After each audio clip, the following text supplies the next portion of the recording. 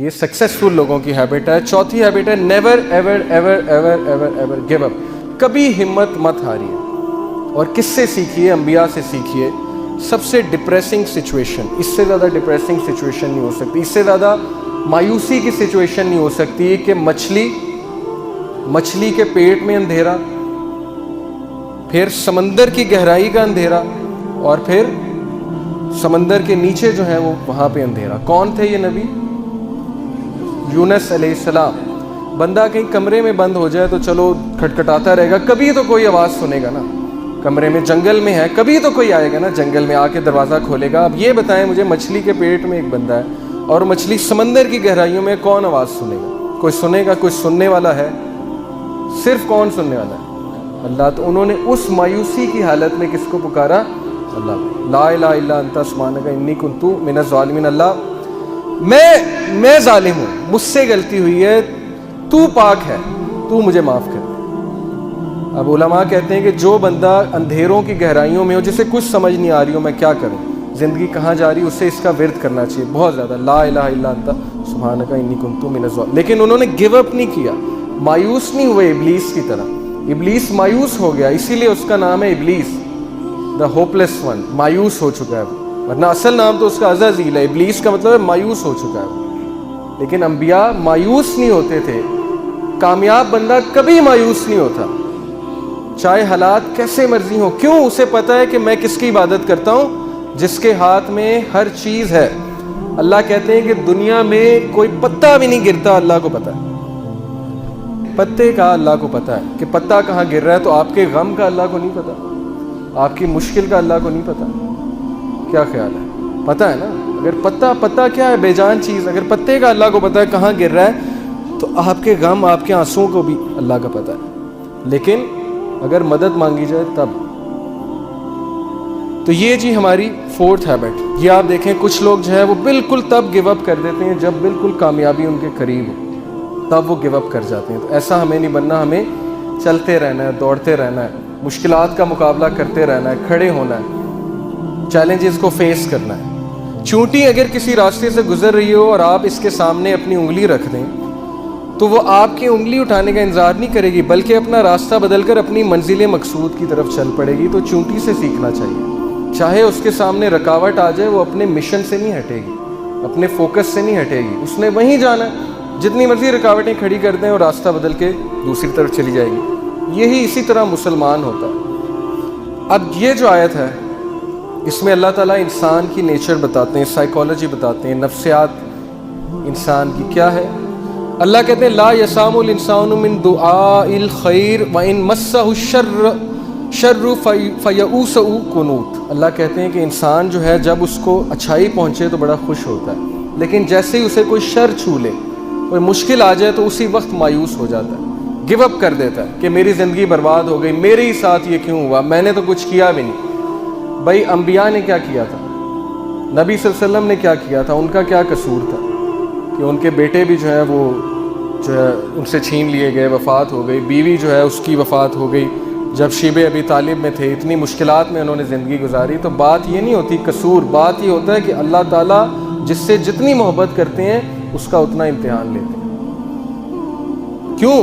ایک تو اس کے گناہ معاف کرنے کے لیے، دوسرا اسے کمانڈو بنانے کے لیے. کمانڈو کی ٹریننگ سخت ہے، سولجر کی ٹریننگ آسان ہے. جس سے جتنا بڑا کام لینا ہے اس کو اتنی مشکل میں ڈالنا ہے، اسے کھلے میدان میں چھوڑ دینا کہ چلو مقابلہ کرو، سیکھو. تم نے سکھانا ہے، لوگوں کو سکھانا ہے آگے جا کے. جب تک تمہیں خود نہیں پتا ہوگا غم کیا ہوتا ہے، تم لوگوں کو کیا سکھاؤ گے کہ غم کیا ہوتا ہے. اس لیے یہ چیز مایوس ہونے والی نہیں ہے، یہ خوشخبریاں ہیں. صحابہ پہ مشکل نہیں آتی تھی، پریشان ہو جاتے تھے کہیں اللہ تو نہیں ناراض. بیمار نہیں ہوتے تھے، پریشان ہو جاتے تھے کہیں اللہ تو نہیں ناراض. لیکن ہم بالکل الٹ. تھوڑی سی مشکل آئی، اسی وقت ہمت ہار کے بیٹھ گئے، اللہ سے شکایت، اللہ سے شکوے شروع اور اللہ سے ناراضگیاں شروع. نمازیں بھی کم کرنا شروع کر دیں. جبکہ سورہ انبیاء میں اللہ انبیاء کی ایک کوالٹی بتاتے ہیں، یہ بھی سکسیسفل لوگوں کی کامیابی ہے کہ جب ان پہ مشکل آتی ہے وہ مزید پکے ہو جاتے ہیں عبادات میں. یہ ہے سکسیسفل لوگ. ہمارا بالکل الٹا حساب ہے. جب مشکل آتی ہے سب سے پہلے نمازیں افیکٹ ہوتی ہیں، سب سے پہلے عبادات افیکٹ ہوتی ہیں. اس کے بعد جو اللہ سے ناراضیاں ہوتی ہیں. ایک ہوتا ہے ایکٹیو شکوہ. ایکٹیو شکوہ کیا ہے؟ منہ سے یہ کہنا کہ بس اللہ نے میرے ساتھ یہ کیوں کیا. ایک پیسو شکوہ ہے. پیسو شکوہ چھپا ہوا شکوہ. چھپا ہوا شکوہ کیا ہے؟ گناہ کرنا اور سوچنا کہ میں اللہ کو یہ گناہ کر کے نا میں اللہ سے مقابلہ لگا رہا ہوں. انسان ایسے کرتا ہے, یہ پیسو شکوہ ہے. تو بہرحال ہم سے بڑی کوتاہیاں ہوتی ہیں, ناشکریاں ہوتی ہیں. یہ چیز ناکام لوگوں کی نشانی. اپنے آپ کو نقصان پہنچا کے کس کا نقصان کر رہے ہیں آپ؟ اللہ کا تو نہیں کر رہے, اپنا نقصان کر رہے ہیں. ڈپریشن لے کے, پریشانی لے کے, ٹینشن لے کے کس کا نقصان ہے؟ آپ کا نقصان ہے. کسی کے بارے میں بغض رکھ کے بھائی کس کا نقصان ہے؟ کسی کے بارے میں برا خیال کر کے آپ کا نقصان ہے کہ اس کا نقصان ہے؟ آپ کا نقصان. آپ اپنی پرسنالٹی ڈیمیج کر رہے ہیں, آپ اپنے آپ کو اذیت دے رہے ہیں. اس کے بارے میں برا سوچ, اس کو کوئی فرق نہیں پڑ رہا. بجائے کہ اذیت دینے کے آپ اللہ پہ چھوڑیں کہ اللہ سب دیکھ رہے ہیں. یہ چیز ہے. یہ آیت سمجھنے کی بڑی ضرورت ہے. یہ دیکھیں, یہ چھوٹا سا ننھا سا پودا یہ اتنا کمزور ہے کہ اس پہ اگر میں پاؤں رکھ دوں تو اس کو رون سکتا ہوں. آپ سوچیں کہ اتنی سخت زمین کو پھاڑ کے ننھا سا پودا کیسے باہر آ گیا. اللہ مثالیں پیش کرتے ہیں. اللہ کہتے ہیں کون ہے جس نے بیج میں سے اس پودے کو نکال کے سخت زمین سے نکال کے ابھارا؟ کون ہے؟ اللہ. تو ہم کمزور ہیں, انسان کمزور ہے, اس ننھے پودے کی مانند ہے. لیکن مشکلات سے, سخت زمین سے کون پھاڑ کے نکالے گا انسان کو بھی؟ اللہ.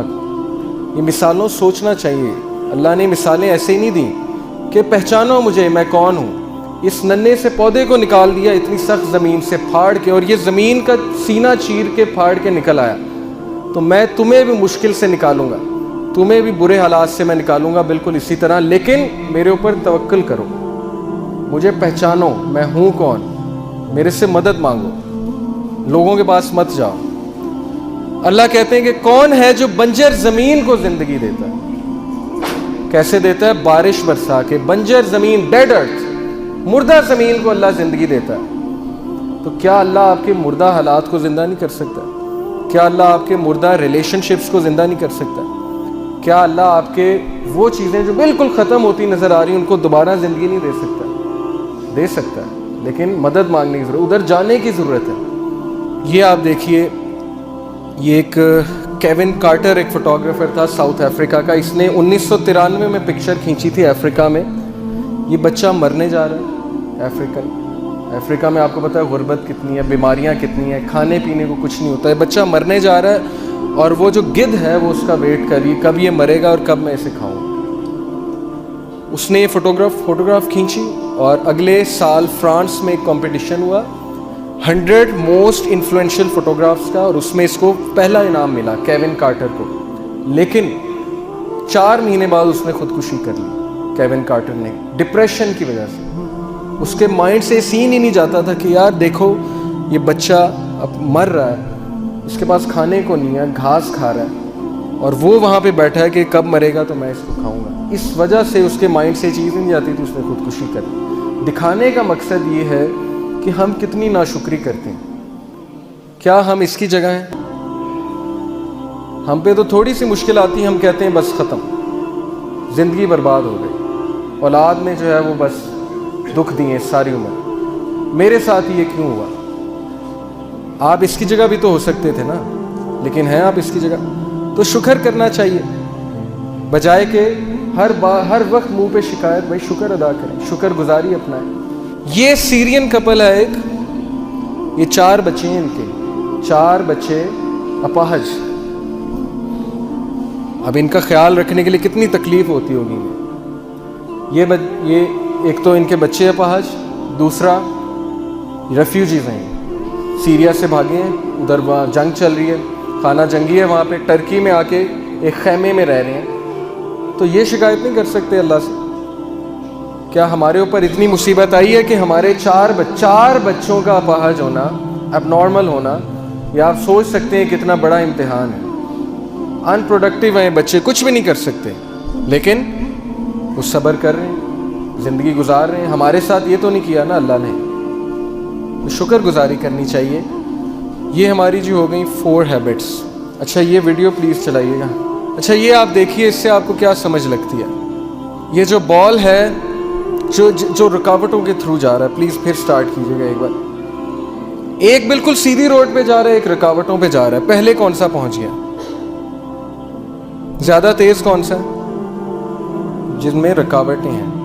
اس سے سمجھیے زندگی کے چیلنجز کو، ڈیفیکلٹیز کو، کہ اللہ ہمیشہ آپ کی زندگی میں کوئی نہ کوئی ایسا سین کریٹ کرتے ہیں صرف کس لیے کہ آپ اس جگہ جلدی پہنچ جائیں، آپ اس جگہ جلدی کامیابی پا لیں. یہ بھی تو ایک پرسپیکٹیو ہے نا لائف کا، بجائے کہ یہ سوچنا کہ نہیں لائف سموتھ ہوگی تو میں جلدی پہنچ جاؤں گا. نہیں،